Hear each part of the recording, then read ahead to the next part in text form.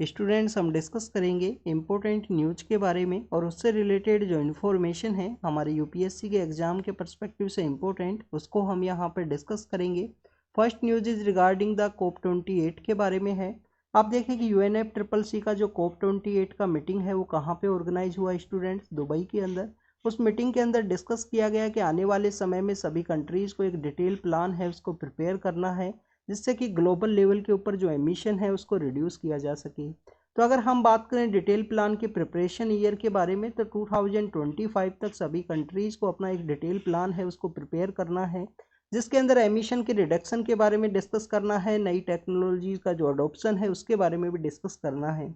और उसी के बारे में डिस्कस किया गया है कि अडोप्शन और एमिशन का जो प्रोसेस है उसको इक्वल वेटेज है वो रखना है सभी कंट्रीज़ के द्वारा।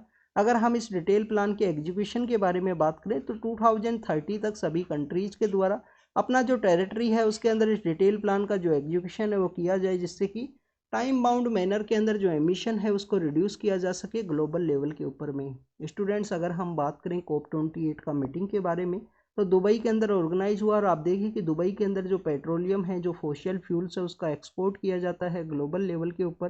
तो उसका भी एक प्रोटेस्ट है वो देखने के लिए मिला। कुछ एक्टिविस्ट के द्वारा प्रोटेस्ट किया गया कि यहाँ पे जो फोशियल फ्यूल बेस्ड जो एमिशन है उसको रिड्यूस करने का ज़रूरत है, फोशियल फ्यूल बेस्ड जो एनर्जी का यूज़ है उसको रिड्यूस करने की बात की गई। नेक्स्ट अगर हम बात करें COP29 का मीटिंग के बारे में कि नेक्स्ट ईयर जो मीटिंग ऑर्गेनाइज की जाएगी वो कहाँ पे ऑर्गेनाइज की जाएगी स्टूडेंट्स, COP29 का मीटिंग होगा बाकू के अंदर में। बाकू कहाँ है? कैस्पियन सी के साथ अपना एरिया शेयर करता है। अजरबैजान का जो कैपिटल है उसको हम बाकू के नाम से जानते हैं। तो नेक्स्ट मीटिंग है जो कहाँ पे ऑर्गेनाइज की जाएगी, बाकू के अंदर में। तो आपको कैस्पियन सी के जो 5 कंट्रीज अपना एरिया शेयर करते हैं उसके बारे में भी पता होना चाहिए। और आप देखिएगा अजरबैजान नाम का जो कंट्री है वो प्रेजेंटली न्यूज़ के अंदर भी है। क्यों न्यूज़ के अंदर है? एक तो वहाँ पे जो इलेक्शंस है वो अनाउंस किए गए हैं, साथ ही साथ आप देखिए कि इसका जो नाइबर कंट्री है आर्मेनिया, आर्मेनिया का और अजरबैजान का एक डिस्प्यूटेड एरिया था नागोर्नो काराबाख जो 2020 के समय भी न्यूज़ के अंदर में था। उस एरिया को अजरबैजान के द्वारा कम्प्लीटली अनेक्स किया गया है, तो उस वजह से भी ये जो अजरबैजान है वो न्यूज़ के अंदर है। कैस्पियन सी के जो 5 कंट्रीज हैं उनके बारे में भी आप रीड करना कि कौन कौन से कंट्री हैं अपना जो एरिया है वो शेयर करते हैं कैस्पियन सी के अंदर में। बाकू नाम का जो ये बेसिकली अजरबैजान नाम का जो कंट्री है वो भी अपना एरिया शेयर करता है कैस्पियन सी के अंदर में। रसिया भी शेयर करता है स्टूडेंट्स, ये भी आपको पता होना चाहिए। इसके अलावा आप देखें कि उसी कैस्पियन सी से हमारा एक पाइपलाइन हुआ करता था जिसे कि हम तापी पाइपलाइन के नाम से जानते हैं, वो वहाँ से ओरिजिनेट होता और इंडिया के लिए यहाँ पे एग्जिट करता। तो आप देखिए वहाँ से जो पाइपलाइन के थ्रू जो गैस है उसका यहाँ पे सप्लाई किया जाता है, बट अफगानिस्तान के अंदर में तालिबान के द्वारा जो पावर को टेक ओवर किया गया उसके बाद में सिक्योरिटी इश्यू की वजह से वो कम्प्लीटली अभी जो प्रोजेक्ट है वो नहीं चल रहा है, प्रोजेक्ट का कोई एग्जिस्टेंस नहीं है। नेक्स्ट अगर हम बात करें छत्तीसगढ़ के बारे में, छत्तीसगढ़ के जो नए सीएम हैं उनको चूज किया गया है उनकी पॉलिटिकल पार्टी के द्वारा। तो आपको छत्तीसगढ़ के बारे में एक तो जानकारी होनी चाहिए। छत्तीसगढ़ का जो क्रिएशन है 2000 के समय किया गया था। तो हमारे 3 स्टेट्स हैं उस समय बनाए गए थे, छत्तीसगढ़ है, झारखंड है। झारखंड को बिहार से बनाया गया, छत्तीसगढ़ को मध्य प्रदेश से बनाया गया और उत्तराखंड आपको देखने को मिलेगा जो उत्तर प्रदेश से बनाया गया था। ये बेसिकली वो एरियाज हैं जिनके अंदर में अलग से जो स्टेट का जो डिमांड है वो कंटिन्यूस देखने के लिए मिला था, बेटर वे में जो एडमिनिस्ट्रेशन है उसको कैरी आउट किया जा सके इन एरियाज के अंदर में। इस वजह से इन स्टेट्स को 2000 के समय क्रिएट किया गया था। अभी वहाँ पे इलेक्शन का जो इलेक्शन है वो कंडक्ट करवाया गया, वहाँ पे एक जो पॉलिटिकल पार्टी को हाईएस्ट जो नंबर्स है मेजोरिटी वो गेन हुआ है, उनके द्वारा जो नए सीएम हैं उनका वहाँ पे चूज किया गया। तो आपको कॉन्स्टिट्यूशन के जो आर्टिकल्स हैं उनके बारे में पता होना चाहिए। 164 है, 164 के थ्रू यहाँ पे ओथ प्रोसेस है उसके बारे में बात की गई है। ओथ का जो एडमिनिस्ट्रेशन है वो किसके द्वारा किया जाता है? गवर्नर के द्वारा। अब यहाँ पे अगर छत्तीसगढ़ के बारे में बात हुई है तो आपको एक और जानकारी होनी चाहिए। हमारे 4 से 5 ऐसे स्टेट्स हैं जिसके अंदर एक ट्राइबल मिनिस्ट्री है, उसका भी होना जरूरी है।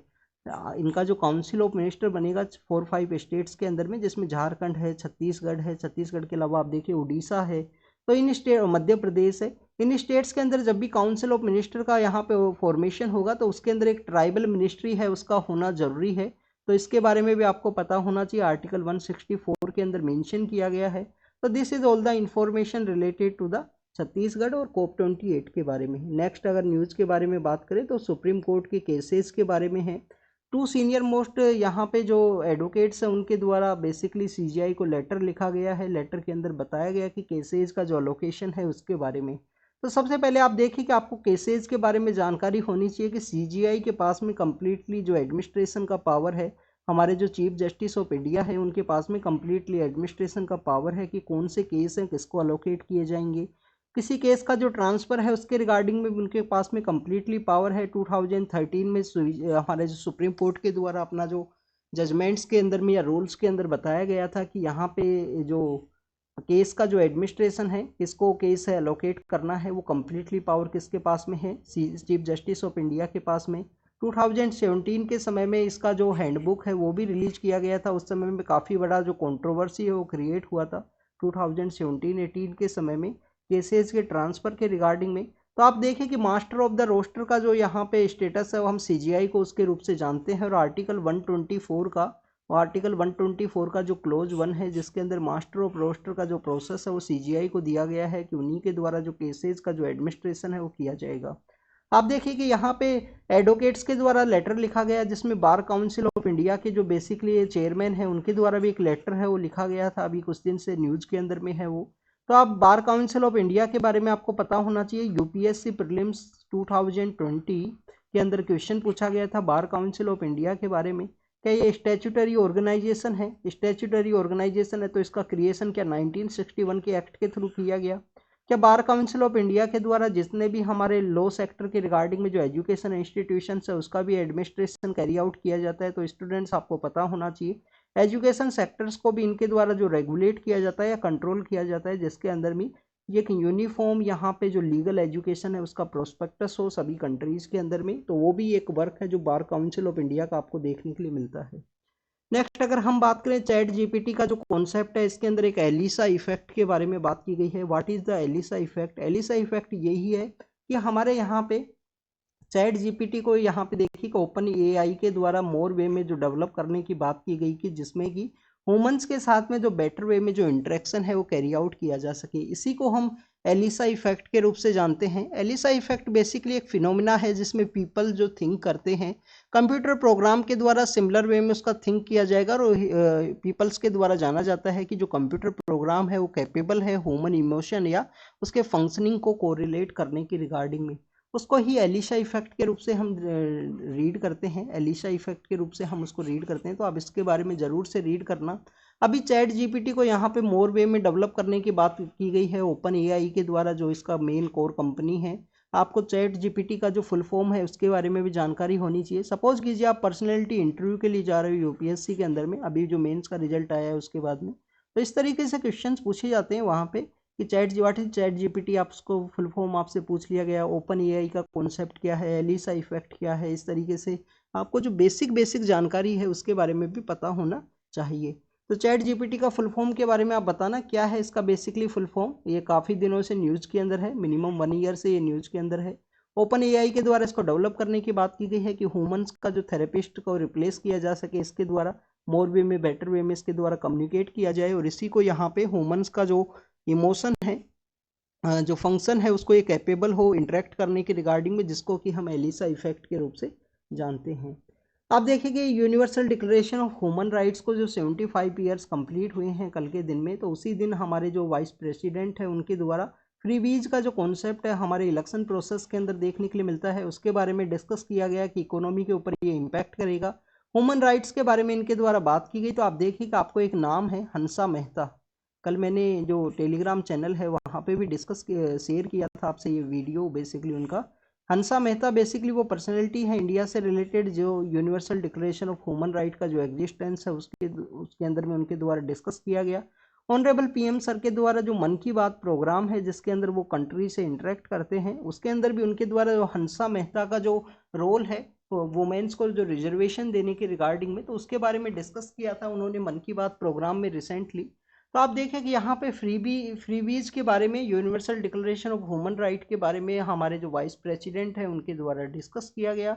फ्रीबीज कंसेप्ट बेसिकली क्या है, पॉलिटिकल पार्टीज के द्वारा जो वोटर्स है उनको बताया जाए कि आपको यहाँ पे सभी चीज़ हैं जो फ्री के रूप में दी जाएंगी, आपको जो ट्रांसपोर्ट का सिस्टम है वो भी फ्री रहेगा। तो ये कम्प्लीटली इकोनॉमी के ऊपर आपको इसका इम्पैक्ट है वो देखने के लिए मिलेगा।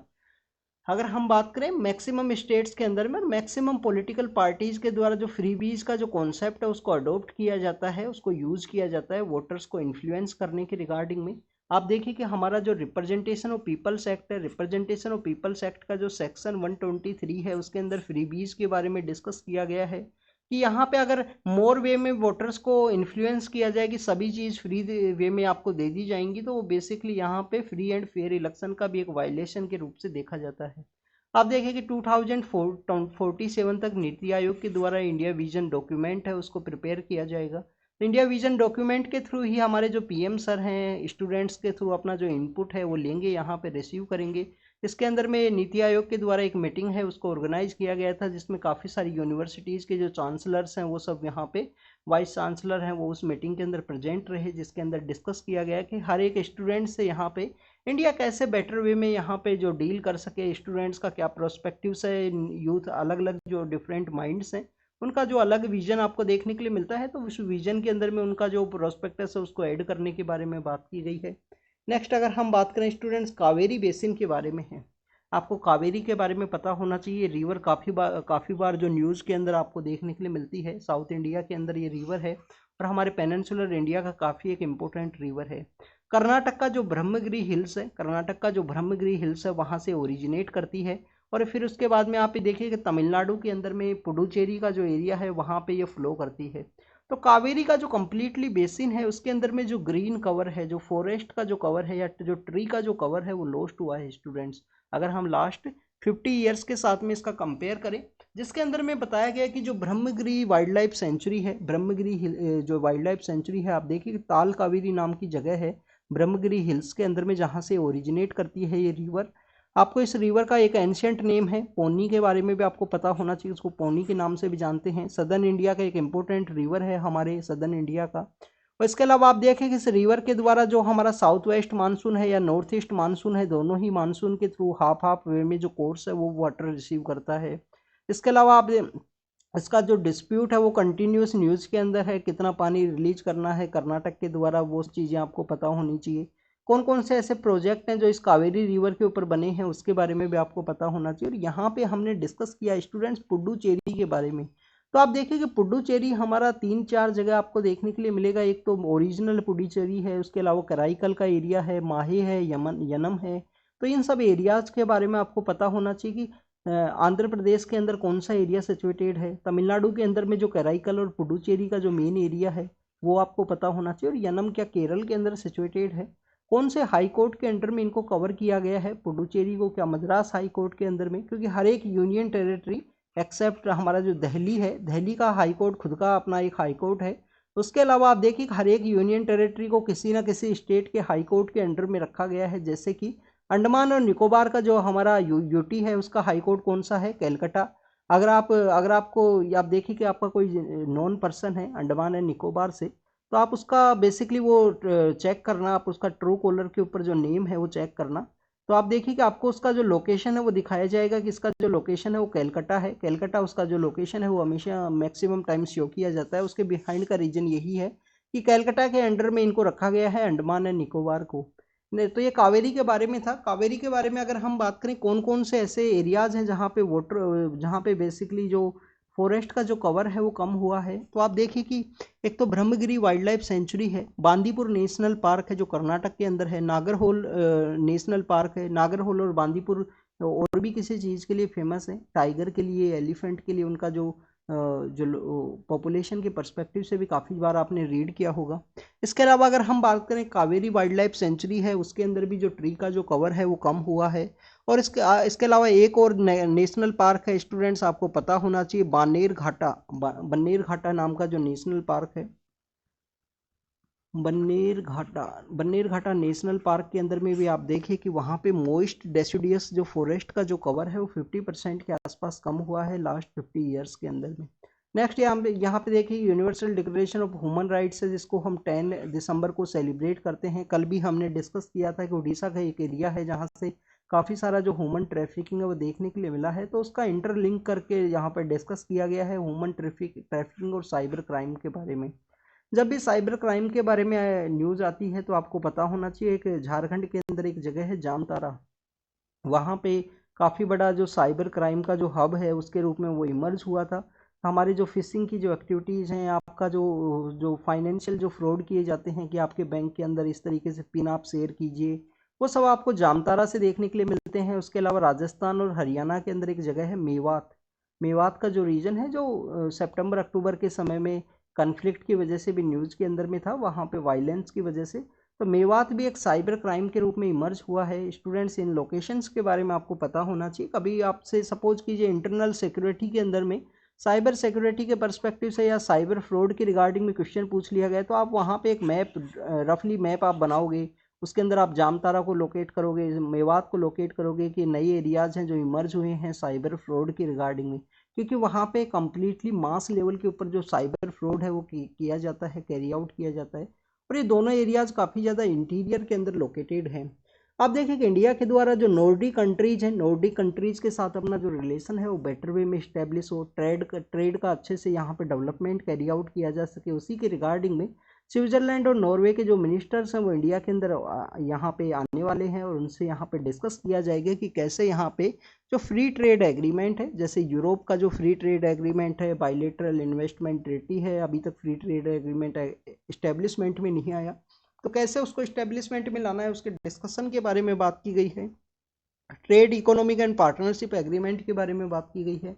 तो जब ये इस्टेब्लिशमेंट में आएंगे, दोनों कंट्रीज़ के द्वारा उसको साइन किया जाएगा, तो उस समय हमारे लिए ज़्यादा इंपॉर्टेंट है, क्योंकि काफ़ी सारे एग्जामिनेशंस के अंदर में इस तरीके के क्वेश्चंस पूछ लिए जाते हैं। जैसे कि आप देखें कि इंडिया और ऑस्ट्रेलिया के द्वारा ECTA का जो कॉन्सेप्ट है वो साइन किया गया था, इकोनॉमिक और जो कॉम्प्रिहेंसिव ट्रेड एग्रीमेंट है उसको साइन किया गया था। तो ये ऐसे काफ़ी सारे जो PCS के पेपर्स हैं उसमें ऐसा क्वेश्चन पूछ लिए जाते हैं, उसके बारे में आपको जानकारी होनी चाहिए। तो जब एग्जिस्टेंस के अंदर आएंगे तो उस समय हम डिस्कस करेंगे। यहाँ पे एक और जो फ्री ट्रेड एग्रीमेंट है उसके बारे में डिस्कस किया गया है, जिसको कि हम लैटिन अमेरिका का एक एग्रीमेंट के रूप से जानते हैं, मर्कासुर।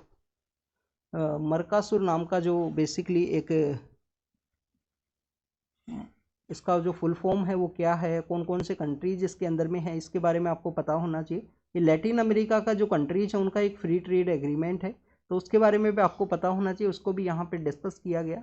नेक्स्ट अगर हम बात करें विश्वकर्मा स्कीम के बारे में है, तो 17 सितंबर के दिन इस स्कीम को लॉन्च किया गया था। विश्वकर्मा स्कीम क्या है, हमारे जो ट्रेडिशनल आर्टिसंस हैं, जो स्किल वर्कर्स हैं, क्राफ्टमैन पर्सनस हैं, उनको यहाँ पे असिस्टेंस प्रोवाइड करने की रिगार्डिंग में, उनका जो स्किल है वो डेवलप हो सके, उसी की रिगार्डिंग में इस विश्वकर्मा स्कीम है उसको लॉन्च किया गया था। कौन सी मिनिस्ट्री के अंदर में आता है, मिनिस्ट्री ऑफ, हमारा जो MSME का जो मिनिस्ट्री है, ministry of micro small and medium enterprise का जो मिनिस्ट्री है उसके अंडर में इसको कवर किया जाता है विश्वकर्मा स्कीम को। आप देखिए कि कैसा ये स्कीम है, क्या सेंट्रल स्पॉन्सर है या सेंट्रल सेक्टर है, तो आप देखिए कि ये स्कीम है basically central sector. Central sector scheme क्या होती है कि 100% जो मनी है वो किसके द्वारा कैरी आउट किया जाएगा, हमारी सेंट्रल गवर्नमेंट के द्वारा। सेंट्रल स्पॉन्सर क्या है, उसके अंदर में आप देखिए कि 60-40 का रेशियो देखने के लिए मिलेगा। 90-10 का जो स्पेशल स्टेटस जिनको दिया गया है, या ऐसे हमारे जो नॉर्थ ईस्ट एरिया के जो स्टेट्स हैं उन सभी को 90-10 का दिया जाएगा, और 100% जो पैसा है वो UT के लिए कैरी आउट किया जाता है सेंट्रल गवर्नमेंट के द्वारा। तो वो सेंट्रल स्पॉन्सर स्कीम होती हैं, ये बेसिकली सेंट्रल सेक्टर स्कीम है। 100% जो पैसा है वो सेंटर के द्वारा कैरी आउट किया जाएगा। हमारे जो आर्टिसंस हैं, हमारे जो क्राफ्टमैन पर्सनस हैं, उनको रजिस्टर करना होगा एक पोर्टल के थ्रू में। उस रजिस्ट्रेशन के बाद में इनका जो ट्रेनिंग है वो किया जाएगा। ट्रेनिंग के अंदर इनको जो मनी है वो भी पेड किया जाएगा, 500 के आसपास पर डे का, 500 पर डे का जो पैसा है वो पे किया जाएगा। साथ में इनको जो अपना अपग्रेडेड जो किट है वो भी यहाँ पे प्रोवाइड की जाएगी। किट यहाँ पे प्रोवाइड किया जाएगा कि ऐसे आप अपना जो एक्टिविटी है उसको कैरी आउट कीजिए। तो इसके अंदर आप देखें कि काफ़ी सारे ऐसे लोग हैं उनको यहाँ पे इन्वॉल्व किया गया है। हमारे जो आर्टिसंस क्राफ्टमैन पर्सनस के अंदर में बार्बर हैं, गोल्ड स्मिथ हैं, इन सभी लोगों को यहाँ पे आयरन स्मिथ हैं, उन सभी को ऐड किया गया है। इसके अंदर में आप देखें कि कोलेट्रल फ्री जो मनी है वो यहाँ पे अलोकेट किया जाएगा। 1 लाख रुपये आपको फर्स्ट रेंज के अंदर में, 2 लाख रुपये आपको सेकंड रेंज के अंदर में, जिसमें 5% का जो कंसेशन है वो भी यहाँ पे चार्ज किया गया है।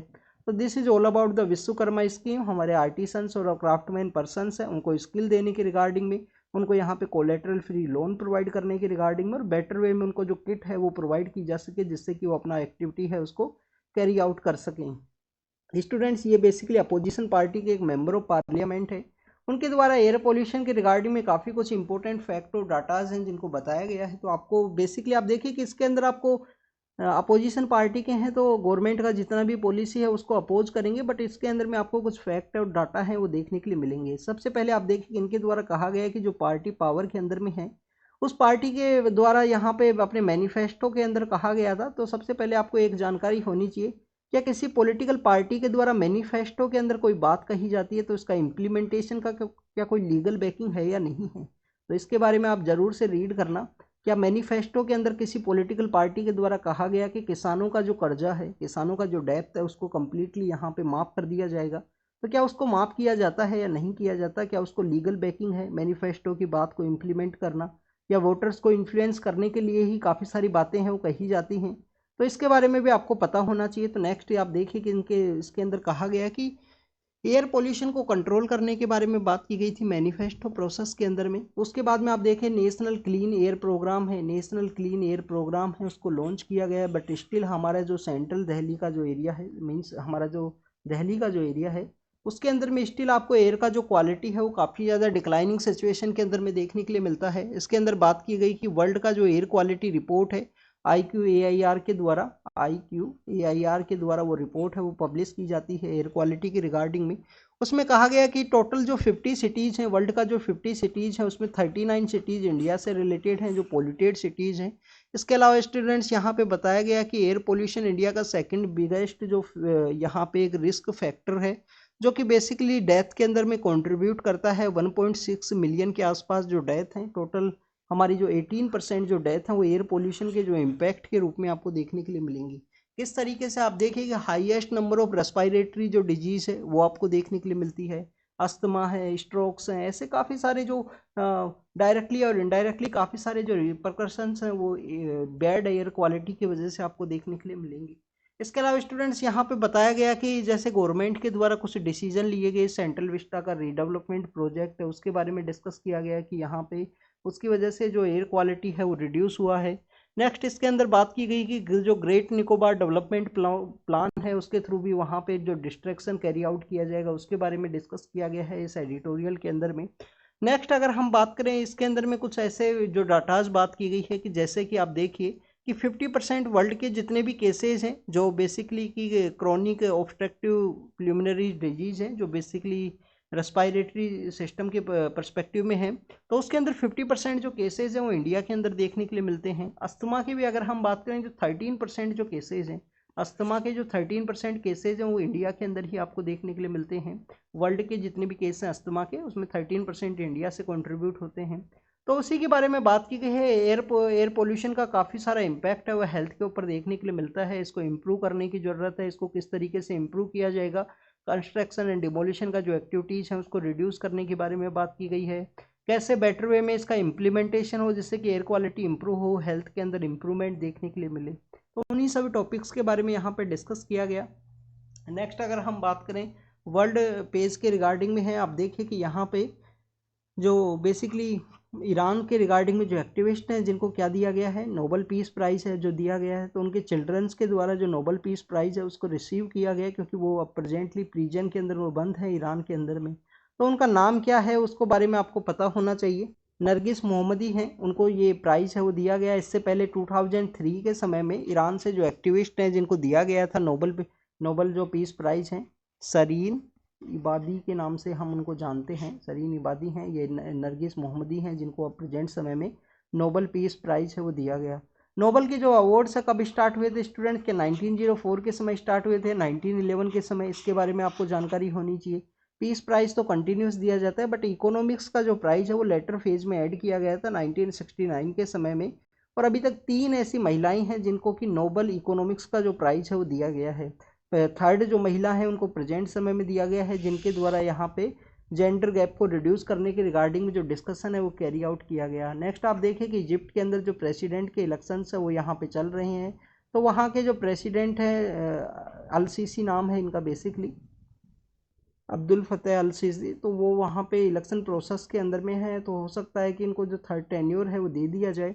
आप देखिए कि इंडिया के जो प्राइम मिनिस्टर हैं वो भी इजिप्ट की विजिट के लिए गए थे। वहाँ पे एक पोर्ट है जिसको कि हम सुएज कैनाल के पोर्ट के रूप से जानते हैं, पोर्ट ट्रैफिक है जिसको कि हम सुएज कैनाल पोर्ट के रूप से जानते हैं। आप देखिए कि सुएज कैनाल का एंट्रेंस गेट है बेसिकली। तो ये काफ़ी कुछ ऐसे प्लेस है जो न्यूज़ के अंदर में थे। सुएज कैनाल, तो आप देखिए कि India Middle East Europe economic corridor है। India Middle East Europe economic corridor है जो इंडिया के द्वारा G20 मीटिंग के समय लॉन्च किया गया। तो उस समय में जो सुएज कैनाल के थ्रू जो रेवेन्यू जनरेट किया जाता है इजिप्ट के द्वारा, वो उसको ये रिड्यूस करेगा। तो उसी की इम्पैक्ट है, वो काफ़ी कुछ देखने के लिए मिला उसके बाद में डिप्लोमेटिक एरा के अंदर में। नेक्स्ट अगर हम बात करें, ईरान के द्वारा जो नई मिसाइल है वो लॉन्च की गई है, जो गाजा स्ट्रिप है उसके बारे में डिस्कस किया गया है। राफा बॉर्डर के बारे में भी यहाँ पे डिस्कस किया गया है कि गाजा स्ट्रिप के अंदर कम्प्लीटली जो सिविलियन पॉपुलेशन है वो डिस्टर्ब हुई है, इस तरीके से जो बॉम्बिंग अटैक्स है उनको कैरी आउट किया गया। अर्जेंटीना के बारे में है, एग्जाम के पर्पज से इंपॉर्टेंट नहीं है, वहाँ पे नए जो पर्सन है वो पॉलिटिकल पावर के अंदर में आए हैं। मलीना, और यहाँ पे आप देखें कि बीजिंग के जो ट्रेड डिस्प्यूट्स है उसको मेन रीजन माना गया है कि वाटर डिस्प्यूट के रिगार्डिंग में, कि वाटर डिस्प्यूट है जो साउथ चाइना सी के अंदर देखने के लिए मिला। बांग्लादेश के अंदर इलेक्शंस होने वाले हैं बट अपोजिशन पार्टीज के द्वारा प्रोटेस्ट कैरी आउट किया गया। आप देखिए कुछ दिन पहले हमने वहाँ पे जो माइक्रो फाइनेंस के रिगार्डिंग में एक इंपॉर्टेंट पर्सन है मोहम्मद यूनिस, उनके अगेंस्ट में भी काफ़ी कुछ जो चार्जेज हैं वो किए गए थे बांग्लादेश का जो गवर्नमेंट है उसके द्वारा। सूडान के द्वारा यूनाइटेड अरब अमीरात के जो डिप्लोमेट्स हैं उनको एक्सपेल करने के बारे में बात की है। 48 आवर्स का टाइम दिया गया है कि आपको कंट्री से जाना होगा। तो आप देखें कि डिप्लोमेटिक इम्यूनिटी के रिगार्डिंग में कौन सा एक कन्वेंशन है, वियना कन्वेंशन 1961 का, जिसके थ्रू यहाँ पे डिप्लोमेटिक कम्युनिटी को जो इम्यूनिटी है वो प्रोवाइड की गई है कि उस कंट्री के अंदर उनको प्रोसिक्यूट है वो नहीं किया जा सकता, उनके अंदर जो केसेज है वो नहीं चलाई जा सकते, उसको अपना जो होम कंट्री है उसके लिए सेंड कर दिया जाता है कि आप वहाँ से चले जाइए अपनी कंट्री के लिए। तो this is all the information related to the today's newspaper जिसके बारे में हमने डिस्कस किया। तो thank you students, thank you very much.